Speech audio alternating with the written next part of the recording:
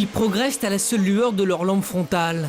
Ainsi, toute la nuit, les pompiers ont mené le combat contre le feu sur les hauteurs de la Grande Verrière.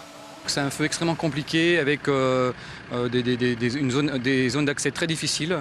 Donc le feu progresse lentement, mais néanmoins nous avons demandé un groupe supplémentaire pour pouvoir le stopper sur la partie basse. Et même lorsque le feu semble avoir disparu après avoir tout détruit, il réapparaît ici et là. Les flammes crépitent doucement. Dans le langage des pompiers, on appelle cela des foyers résiduels. Les hommes et femmes engagés sur le terrain doivent donc être très attentifs et réagir rapidement.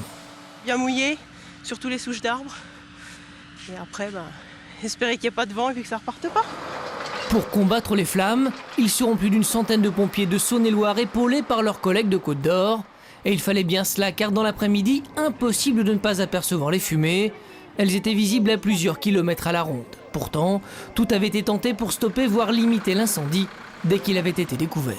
Lorsque nous sommes arrivés, donc le feu était en bordure de la route départementale numéro 3, à côté de maisons d'habitation. Et donc nous sommes allés en mairie récupérer des extincteurs afin de contenir le feu et d'éviter qu'il se propage à une citerne de gaz et qu'il fasse des dégâts très importants à la maison d'habitation qui jouxte donc le départ de feu.